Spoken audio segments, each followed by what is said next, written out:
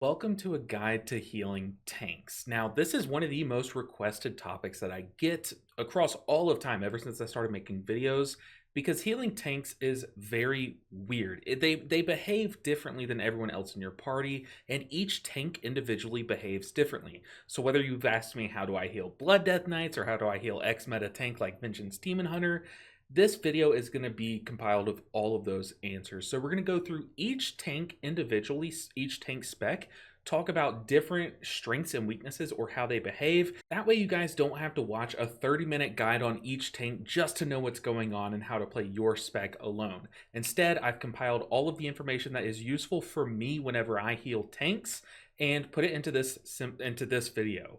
So for starters, before we get into each tank and then also talking about each individual healer and their strengths and how they can supplement tank healing better, let's talk about a few general rules, or basically the reason why this video exists. So number one, the biggest one is just understanding that tanks have larger health pools than everyone else. So your spot heal math is going to be a bit different, meaning that if you're used to flash healing people and it heals them for like 40% of their health, it might heal the tank for 30% because their health pool is larger. On top of that, adding on to that is that percentage-based heals and mitigation are much more effective versus tanks. Heals is pretty obvious. Once again, larger health pool, larger percentage of is going to be a larger number. Whereas mitigation is more effective versus or on them because they're taking much more instances of damage. You're going to be able to mitigate so much more damage if you throw your mitigation on them. However, that doesn't mean that you only put it on the tanks. On top of that, flat scaling shields are less effective. So shields like Power Word Shield, where they scale off of your stats, as opposed to the like a percentage health shield, that is going to be less effective on a tank. Second, I've already kind of hinted at it, is that tanks take damage way more frequently than others, meaning that HOTS are going to be providing exceptional support to tanks because they're taking a million little melee hits and big AoE packs, whereas your mage might just take one fireball or something like that, or a pop shot or something. Tanks are constantly taking damage. HOTS are great because they basically have the damage over time of pulling all the melee hits. On top of that, if all is equal, maintenance spot heal the tank, meaning that if you have nothing else to do with your global and your damage isn't really worthwhile for this global, slap a spot heal on the tank, and trust me, it might feel useless, but they are constantly taking damage, so they're always a good healing target. On top of that, understand number three, that healers can get aggro. So avoid healing as too much as the tank is gathering, because that can draw aggro to you and get you killed. So avoid healing the tank until it's an emergency or until they're settled, like they've stopped moving, they've stopped gathering, and you're safely able to do so without ripping aggro. Building off of that, understand that tanks are technically responsible for the most part for self-sustaining before they settle. So as, like, say in Priory of the Sacred Flame, as the tank is running in to do that big pool, before they get settled, they're basically in charge of their own survivability. You can't really step in to heal them, and they should know this, so they should pop proper mitigations to survive at least until they've established good aggro. However, as a healer, one other thing is that dispelling, shielding, speed boosting, all of these things that don't rip aggro are great things to do as they're pulling. So if you're doing the first pull of Operation Floodgate and those guys are, stacking a debuff on your tank, you can safely dispel them because that does not rip aggro. And lastly, the final general rule is just you really need to understand that no tank is self-sufficient. Not even Blood Death Knights or Vengeance Demon Hunters. You and them form a relationship. The healer and the tank go together to create an indestructible tank. You both have to be working at full capacity in unison and combine your strengths to create an effectively unkillable tank. So tank busters should be assisted by the healer. If you have any tiny little amounts of mitigation, like a Mistweaver's Soothing Mist, definitely slap that on the tank before the tank buster. On top of that, kind of in a similar light, is that large pools should be hotted up. You should hot up the tank and spot maintenance heal them, meaning that if your hots are about to fall off on a big pool, definitely keep those refreshed. Don't rest on your laurels. Don't think, oh, my tank is fine, I don't really need to refresh these hots, because he might be fine because those hots are really helping him out. They're adding effective health by spilling into that missing health that all those little melee hits are doing to them. On top of that, establishing threat can delay their resource generation or their mitigation generation. So, for example, if your paladin has to first Shield of the Righteous and Consecrate to one, establish aggro and to mitigate, but before they do those two things, before they get those two mitigation spells down, they have to like throw their shield at everyone. They have to like throw a judgment at something else. Like they have to establish aggro, so they kind of have to let some of their mitigation sit on standby. So if you can, if you're able to, like having tiny little maintenance hots on them that won't rip aggro, but will help them kind of stay alive for those first initial hits, that can be very beneficial. Now, that is the general rules. Let's move into the specific tanks, their strengths, how they work, everything that's pertinent information for you healers to understand so that you can heal them more effectively. We're going to start off with Blood Death Knight, since this is probably the one that I get asked about the most. So Blood Death Knight is a very unique tank where it emphasizes self-healing more than most other tanks do. So for this reason, a lot of healers think that they can flat out ignore them as a tank because they basically do the healer's job for them of healing themselves. However, I hate to disappoint you, that's just not the case anymore necessarily. They are very self-sustaining, but that does not mean that you can ignore them completely. So the key spell to know with Blood Death Knights and how they operate is Death Strike, which heals them based on damage that they have taken in the past 5 seconds. This is the primary way that they sustain their health and why their health bar bounces around a ton. However, it's not a cooldown that you can track per se, but rather it costs power to cast. So make sure that you have their resource visible so that you can have access to knowing if they're able to cast this or not. They also gain further healing from passives and spells like the spell Vampiric Blood, which is a 1.5 minute cooldown that gives them 30% bonus max health and increases their healing received. Note as a healer that whenever they pop this button, it also boosts the healing that the healer does to them and the shielding that the healer does to them. So don't be afraid to throw some heals their way during this cooldown, as they're likely to use it when they need more healing. But this spec isn't just about healing itself for sustain, although that is one of its biggest components. It also cycles mitigation spells and passives. The important passive to understand is Bone Shield. They're going to gain these stacks through their rotational damaging spells, and they give the tank armor. But you don't really need to track these as a healer. It just can help to be able to see how rapidly these stacks are being consumed, because that means they're taking more damage, more frequent damage, and this can help indicate that the tank needs help before it becomes even more obvious. For major defensive spells though, they have Icebound Fortitude, which is an 8-second 30% DR on a 2-minute cooldown. This is going to be one of the lower DRs or the major DRs that all the specs have, but it's because most of their kit it's designed to do the self-healing.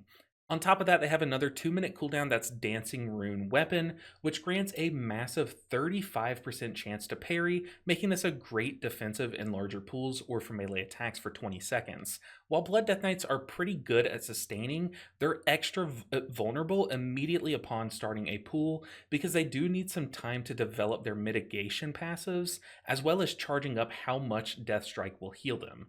Another major weakness, other than just at the start of a pool, is when they do very large pools once Dancing Rune Weapon is out, like has run out and expired, or if they come into it without Dancing Rune Weapon with their other mitigation in mind, as this opens them up to much more frequent damage from melee attacks, and can make it much more difficult on them to do their self-healing and to time it correctly. The third major weakness is to one-shots. This should come to no surprise, since most of their kit is designed around healing back damage taken, but you can't heal what one-shots you. So for these reasons, be aggressive with external mitigations during or before any of these moments, or if you see their Bone Shield charge start to rapidly deplete. Also, do not be fooled by the massive healing that they can do. It's still incredibly worthwhile to maintain HOTS on them at least, and one thing that I find incredibly helpful is watching when they Death Strike. Since Death Striking twice right after another will cause the second Death Strike to be much less effective, I like to throw a shock heal on them if they Death Strike and if it doesn't quite top them up. So if I see their health bar bounce from say like 20% to 80%, I throw them my instant Vivify just to supplement, or a Holy Shock or an instant Flash Heal, something like that, just to ensure they get topped up to safety. They also have a cheat death that if they die, will basically put a heal absorb on them for 3 seconds. And if they're not healed up, then they will actually die. So as the healer, it's extremely important that if you see either this proc or you see them sitting at exactly 0 HP but not dead, you need to spot heal them quickly. You have 3 seconds. It's on you and them to top them up. And finally, they are slow and tied down to standing in Death and Decay during pools, so speed boosts them aggressively between pools to help the timer if you're like a priest or a druid or a monk or something like that. As for tracking, make sure and turn on their extra power resource to help you with Death Strike math. Make sure and track Dancing Rune Weapon, Icebound Fortitude, and their cheat death called Purgatory. You can also track Vampiric Blood if you like tracking self-healing as well.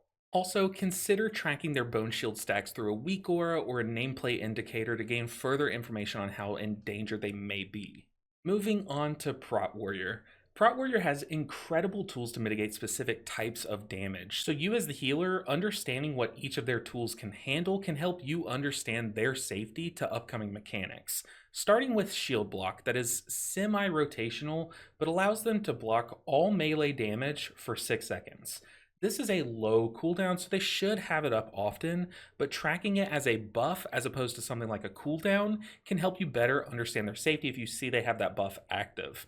They also have Ignore Pain, which mitigates 50% of incoming damage up to a certain amount, basically being a shield that lets half the damage through.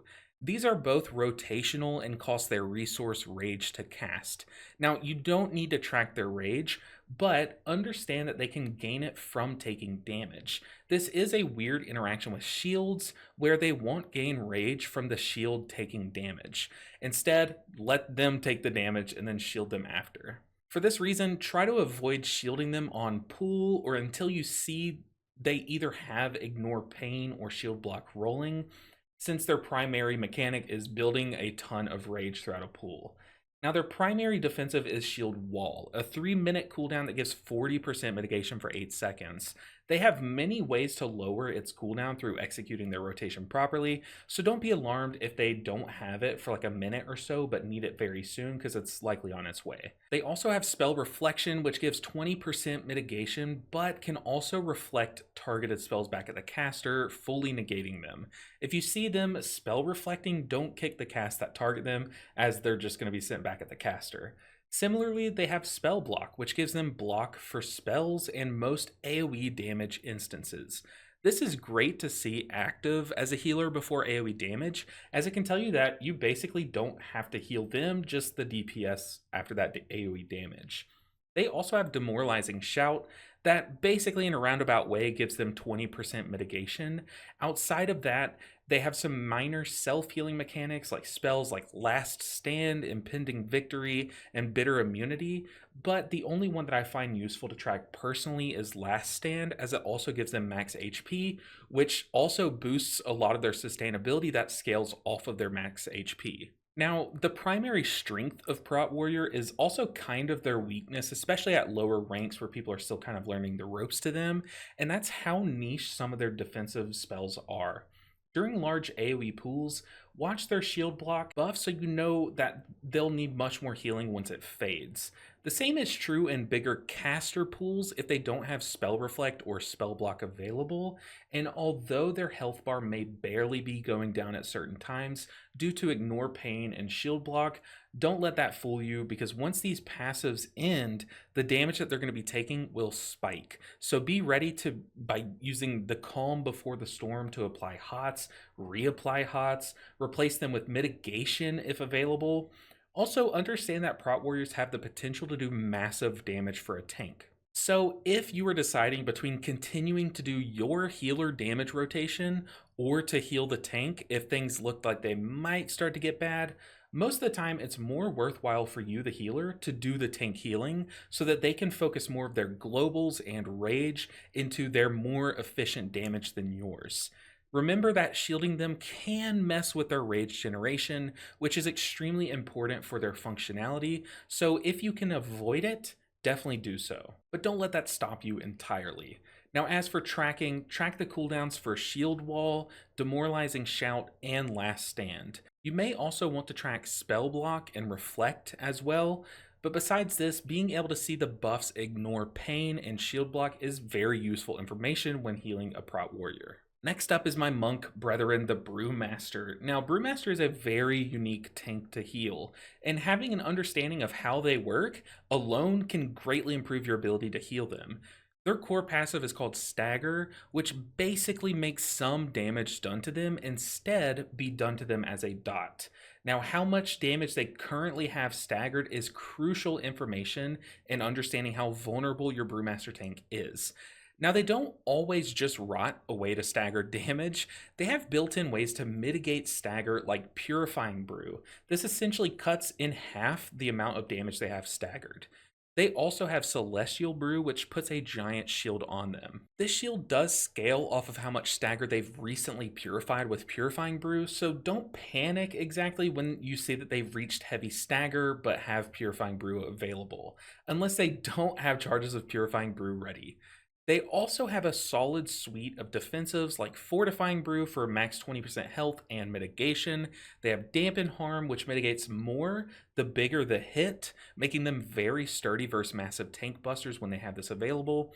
And then also Diffuse Magic, which is a massive mitigator versus specifically magic damage. Any of these spells that I've mentioned that are brews, though, like Purifying, Fortifying, Celestial, those brews, they constantly have their cooldowns being reduced from the Brewmaster's core damage buttons. So they should be cycling those pretty often. Beyond stagger and mitigation, they also will be spawning orbs that can heal them whenever they take damage, and they can either walk over these to soak them up and heal a bit, or whenever they press Expel Harm once every 15 seconds, it's going to do a giant self-heal shock heal and absorb any of those orbs that are on the ground to increase that self-heal. Brewmasters can be one of the more complex tanks to heal thanks to stagger, but it really is a blessing in disguise. Make sure that you monitor their stagger situation, not just the stagger amount, but the whole situation, the full picture with Purifying Brew and everything else, and maintain HOTS on them to combat the constant stagger dot. This will be the most ideal tool that healers have when healing Brewmasters is HOTS. Their shield can be large, but don't let it trick you into thinking they are fully safe, as the staggered damage will also be chewing through it as well as incoming damage. Use the time where they have a shield on them to top up their actual health bar underneath that shield with a spot healer too. Outside of maintaining HOTS and maintenance healing on them, save your externals for a bit later into a pool when they're living from Purifying Brew to Purifying Brew, rather than right on pool while they have everything available. This will also give them time to build up staggered damage, further increasing the value of your external later into a pool. Brewmaster's biggest weakness will likely be to heavy tank busters outside of when they have specifically Dampen Harm or Fortifying Brew available, so don't be afraid to pocket heal them more than you normally would heal a tank during these moments. They can also easily succumb to constant damage on top of their stagger if you aren't providing enough support alongside their rotational brews and Expel Harm to keep them alive. So if you have a global for a filler spell like Holy Priests needing to flash heal to get a Lightweaver stack, for example, Conduit Monks needing to cast their Enveloping Mist on someone, or Shamans needing to target someone with their Chain Heal, just make the Brewmaster your choice, and in turn, they're going to be able to reward you with a very solid tank and an easy healer experience. For spells to track, I would advise tracking Purifying, Celestial, and Fortifying Brew, as well as their defensives Dampen Harm and Diffuse Magic. It's already a lot to track, but you should probably consider tracking Expel Harm as well, since it is a very big self-heal. Outside of those spells, you definitely need some way to see their stagger. You don't need like the exact amount, like a weak ore that shows you a percentage or a number, but having a way to see if it's a light stagger, medium stagger, or heavy, that alone as an indicator on their nameplate is sufficient enough. Moving into Vengeance Demon Hunter, the big dog of this tier, they do considerable self-healing thanks to their core passive Soul Fragments. So basically, as they fight they can cast certain spells, they're going to spawn Soul Fragments or rip Soul Fragments from enemies that they're able to hit, and they can consume them for healing or for extra effects on certain spells. The main one to understand as the healer is that some of their spells consume these fragments to apply frailty, a debuff to enemies, which basically makes the tank leech a ton versus that enemy. So tracking all of the steps to this equation, like how many fragments they have and the cooldown on the spells that apply frailty, that's too much to ask. But if you simply track frailty on enemy nameplates, it really helps. Knowing that the tank is leeching for the next 6 seconds tells me that they're as close to self-sustaining outside of cooldowns that they're going to be. Speaking of leech, they also have a massive damage and healing over time button called Fell Devastation that heals them for a good bit. They also do a lot of mitigation and a large amount from Demon Spikes. It's a very short cooldown that they have 2 charges of that gives them a ton of parry and armor, and a 1-minute cooldown Fiery Brand that they put on a single enemy to mitigate 40% of that damage, of that enemy's damage for 12 seconds. Finally, they have Metamorphosis that turns them into Super Saiyan, giving them massive armor, bonus health, and a chunky 40% self heal.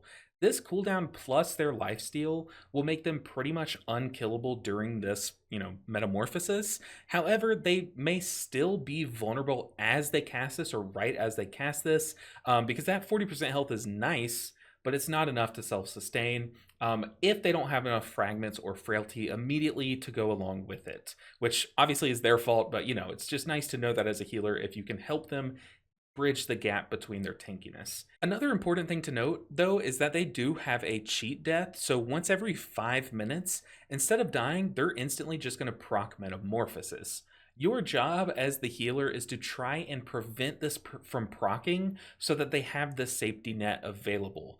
Don't rely on it to proc. Overall, Vengeance is one of the more self-sustainable options currently, but you will still want to maintain important hots like Holy Priest Renew, Druid's Life Bloom, and the occasional Enveloping Mist as a Mistweaver, as these hots are going to supplement their leech and armor and make them effectively unkillable. Note that they are most vulnerable as they are gathering mobs at the start of the pool, since they won't have any frailty or soul fragments ready just yet, and if they are ever low on the defensive resources that I mentioned above. This can lead to them jumping in and dying immediately. I'm sure you guys have seen that if they don't pre-pop their mitigation, and this coupled with their weakness of generating low instant threat, lower than most tanks do, that can put the healer in a very awkward position. So what I like to do is make sure that you are using your dispels if they're gathering mobs that apply debuffs to them, since this does not draw threat to you. Stand far away from the enemies that they're collecting as you apply your initial hots to them, or to the tank, or even the party for that matter, because you can rip threat. And you can even shield them before combat starts as they're running in, as that will not generate threat towards you if you're not in combat.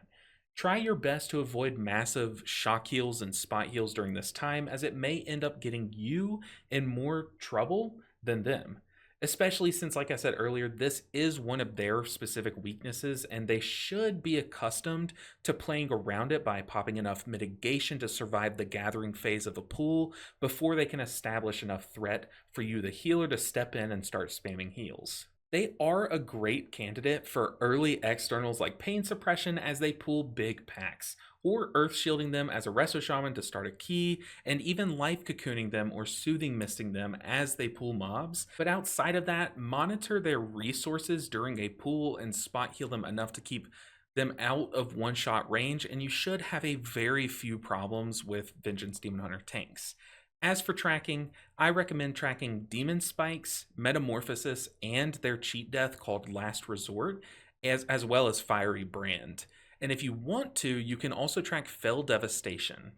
Beyond Omni CD, tracking frailty on your plater profile or whatever you use for enemy nameplates, or their soul fragment count on your nameplates or through a weak aura, will also prove as very useful information.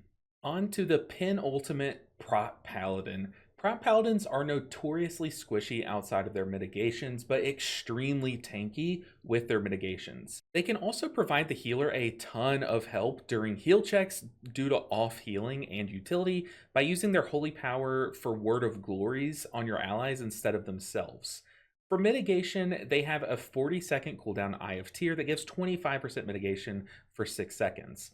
Next up is Ardent Defender, which is a 20% mitigation. And then they have a whopping 50% mitigation Guardian of the Ancient Kings that lasts 8 seconds, but it has a 5-minute cooldown. They also have Divine Toll, which is basically a damage button or an AoE interrupt. However, it puts a pretty hefty shield on them if they're talented in such a way, which they should be. They also have Divine Shield, which makes them practically immune to damage and will do like an AoE taunt so that they keep aggro and everything. So, pretty sick button. All of these are very solid mitigations, especially when you stack them on top of all the passive mitigations that they have. So inside these cooldowns, they are very tanky, but outside of them, they are significantly more vulnerable than some of the other tanks on this list. However, their goal will be to primarily maintain 2 passive mitigations at all times. Number 1 is going to be Shield of the Righteous, which is one of their 2 holy power spenders that gives them a ton of armor, strength, and stamina for a few seconds. They also receive less damage while standing in their consecration thanks to how their mastery works. Hopefully, they have both of these up and active at all times, but if they're having to spend holy power, say to like off heal or to self heal themselves, this means that there's going to be gaps between their Shield of the Righteous coverage because they have to build up to 3 holy power and then spend it on a self heal, and build up again and then spend it on that next Shield of the Righteous. So there's going to be a gap there. So if their cooldowns are about to fall off on big pools, replace them with your mitigations or cast a, precast a spot heal on them. Avoid moving mobs with like Ring of Peace or the AoE Fear of Priest too far outside of their consecration because of how important it is for them to stand in it. Typically, their weakness is the moments just before and after they have active mitigation up, so tracking their cooldowns can give you a lot of useful insight on their effective survivability, but swapping to pocket healing them as these buffs fade will carry you very far. So at times it might seem useless, but you're preventing them from having to self heal in the future, which helps them maintain armor. So my goal as a healer, and what you guys should think of as your mindset when healing a prop paladin, play the mini game of having them have to press their heal as little as possible. That way they get to maintain their mitigation and then there's no issues. They also, on top of all of these mitigation tools, they have a pseudo cheat death that gives them their 50% mitigation buff when they drop to 30% health. So seeing that they have this on standby can help you understand their safety, but also try not to let them get bopped or booped, I guess, or bonked too hard to where they drop below this threshold. So for tracking, make sure and track Eye of Tear, Guardian of the Ancient Kings, Ardent Defender, and Divine Shield. And then on top of that, you can also track their cheat death, which is called Gift of the Golden Valkyr, as well as I would track the buff of Shield of the Righteous on their nameplates just to get an idea of how often they're able to maintain that. However, Consecration is literally impossible to not see, so you do not have to track this if you don't want to. Moving on to Guardian Druids. Bears are incredibly sturdy and self-sufficient tanks, thriving when dealing with incoming physical damage. They are able to self-heal a ton by having 25% lifesteal or leech from their arcane damage, and they also have a rotational heal over times like Lunar Beam, which heals them based on the damage that it does, and Frenzied Regeneration that heals them for 40% or even more of their HP over 5 seconds due to some talents that buff it, and increases their healing received during that hot's duration. On top of their exceptional healing over time, they are great at mitigating constant damage through high uptime passives like Iron Fur giving them armor, which is their big rage spender, Earth Warden reducing melee damage that's incoming, and Brambles that also kind of reflects some of the damage that they take instead of them taking it. They also have great cooldowns to supplement their base survivability, starting with Survival Instincts, which gives a whopping 60% damage mitigation, but only for 6 seconds. And they also have Bark Skin that's 20% mitigation, as well as so many other passives that it gives them stacked on top of that. They also have Incarn, which sends them into Hyperdrive, granting bonus max HP and allowing them to spam way more Iron Furs for more armor during its duration. However, although they are designed to handle big AoE pools with lots of ankle biting melee attackers, they aren't immune to dying in these situations. So, a lot of their cooldowns are longer cooldowns, so there will be much more downtime between them. This is time that you, the healer, can step in and reroll hots or supplement their self hots with bigger spot heals because they really just have a lot of hot healing. You definitely want to give them the chunky, oomphy spot heals that they lack. Also, outside of their larger heals like Frenzied Regen, a lot of their passive healing, like that from their arcane damage, isn't going to be enough to outpace the damage they're taking. So having strong maintenance healing and hot coverage on them will go a very long way when paired with their self-sustain.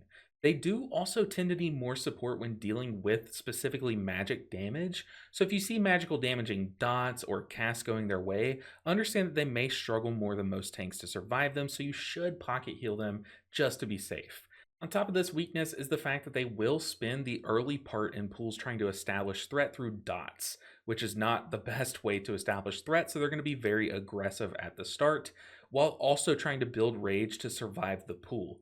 So make sure they are taken care of as they do this to help preserve their resources like their mitigation, so they don't have to stack them all at the start of a pool as they get going. Finally, just like warriors, their resource is rage. This resource is built by doing and taking damage, so try not to shield them before they pool or unless you have to so that they can do their thing.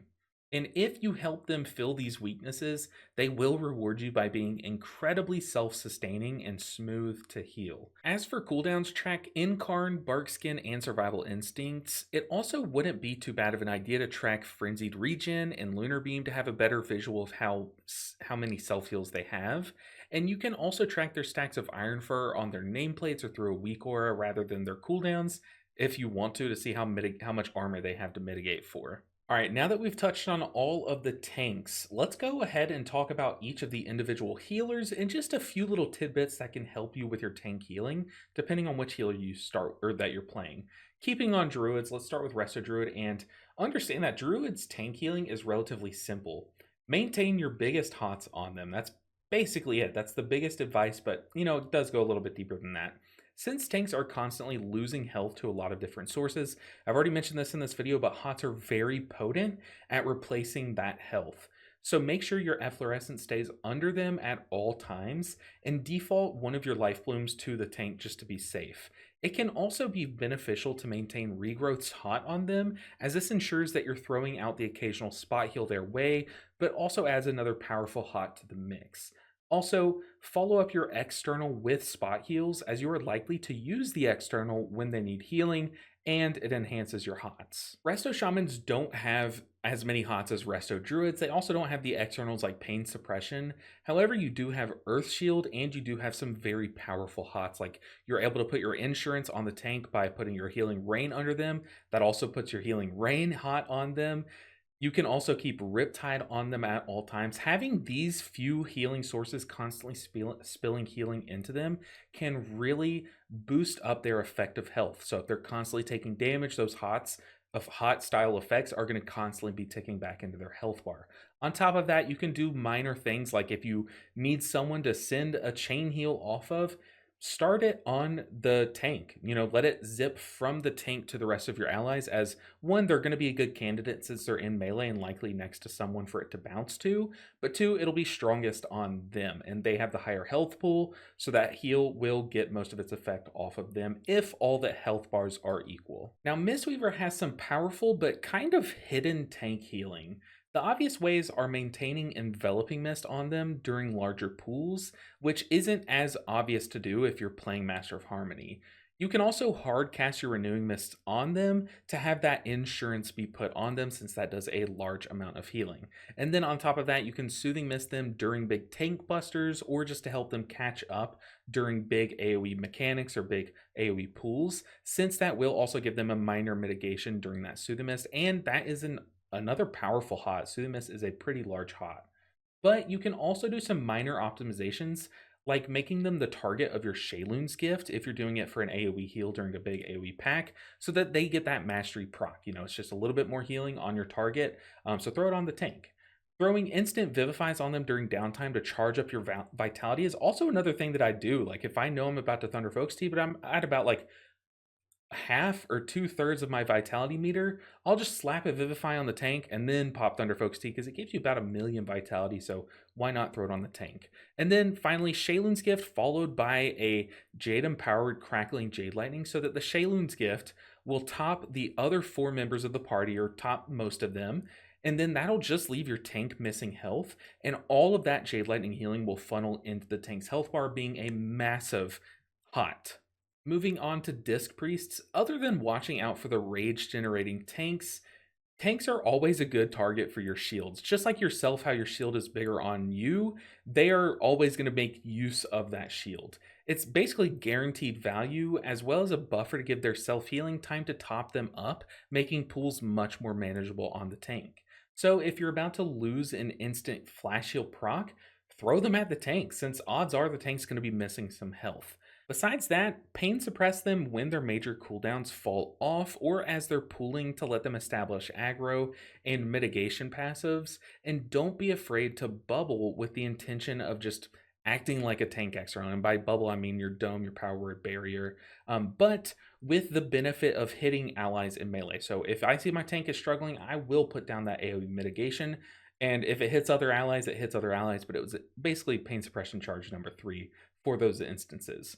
Also, if a tank buster is coming up and your party's atonements are falling off, just refresh the tanks and your evangelism will blast all of its healing onto them. If you just have one atonement out, that evangelism spreads on all of your atonements. So if you just have one, it'll blast a giant shock heal on the tank. Moving on to Disc Priest's other brother, Holy Priest. Holy Priest has some sneaky good tank healing. They're traditionally one of the hot classes, so make sure and maintain your renew on the tank during any large pulls, especially if you're running the singular renew talent, the one where you have a 12-second cooldown renew. It's very impactful on tanks. Also, throw the occasional flash heal their way, even if everything looks fine, as it will almost guarantee value. Like I said earlier, tanks are always taking damage, while also still giving the tank a trail of light. It's just going to dip more healing on them for the future, as well as it's going to reapply your mastery hot, which is a pretty juicy hot as well. So if everyone is full HP, or looks to be full HP, but you need to charge up your Lightweaver stacks for upcoming damage mechanics, just make the tank your target for that flash heal, because odds are, once again, he is taking damage. And above all, be very aggressive with Guardian Spirit. If things even look like they could get potentially scary for the tank, slap that bad boy on them for the healing bonus. And if it doesn't proc, you basically have it up again for the next pool, so no harm, no foul. Also, with the new Prayer of Healing talents, make them the target of your cast, because that target will get a juicier heal. I think it's like 1.5 times extra healing from whoever you target. On to Holy Paladin. If you're coming up to a pack that you know will have heavy tank damage, do not be afraid to move one of your beacons onto them if it's not there already. It gives mitigation as well as more healing. So you can also sack them during these moments, these big pools, but just make sure that you either pop a defensive and immunity on yourself, not on them, or have significant spot healing just in case ready on yourself, because you're going to be splitting tank damage. It's a lot.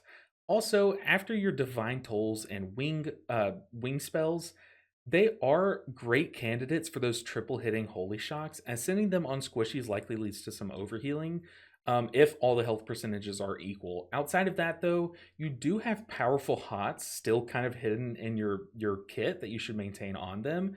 So prioritize keeping your Eternal Flame, which is your Word of Glory replacement with Herald of the Sun. Prioritize keeping that at least on the tank, and then also same with Dawn Light. If heavy pulls are coming up, do not be afraid to Prism off of the tank and then Dawn Light on them for bonus protection. And finally, we have Prez Evoker. Prez is great about maintaining hots like Dream Breath and Reversion on the tank, and even 2 stacks of each of those. So make sure that your Temporal Anomalies and Dream Breaths are being aimed at least toward melee so that they hit the tank. Also, if you know it is safe to do so, like you know that your tank is in a safe spot, make them your Verdant Embrace target during your ramps, since the tank is likely the only ally in your whole party that can use an Echoed Verdant Embrace's amount of healing and it not go into too much overhealing. Beyond that, don't be afraid to cast Reversion on them, even if they already have the hot, as those Golden Hour procs will likely be a very nice spot heal on them since they're constantly taking damage. I keep saying that in this video. It's like a broken record. But if you know there's a tank buster coming up, try and save your life spark procs for a fat living flame to heal on them as well. It is a very solid shock heal outside of your Golden Hour procs. And guys, that's going to do it for this video. I know it was very long-winded. It was me talking a ton, but hopefully this kind of gave you some insight on how some of the tanks are operating, what their objective is, what their mitigation tools do, so that you kind of get a better read on each situation. If you're tracking spells like with things like Omni CD, which I highly recommend. Also, if you're looking to get into a new healer, hopefully the little blurbs that I included about each healer and how they look to heal tanks kind of helps you get started, get your feet underneath you and stuff. But guys, hopefully this answered a lot of questions for at least some of the more niche tanks. I know a lot of people ask me all the time about how to heal Blood Death Knights, so that's the big one, really. People are like, wait, you focus on healing Blood Death Knights? Yeah, you have to. You're the healer, they're the tank. Keep them alive and you'll be happy. But guys, thank you so much for watching this video and for all the support on the channel lately. If you like this video and if you have other suggestions for videos like this, make sure and like the video and then comment below what your suggestions are, because this video spawned from your guys' suggestions on basically just questions you guys ask me all the time. Guys, thank you so much for all the support. Make sure you guys are subscribed and make sure you like the video on your way out. I'll see you guys in the next video. Until then, take care.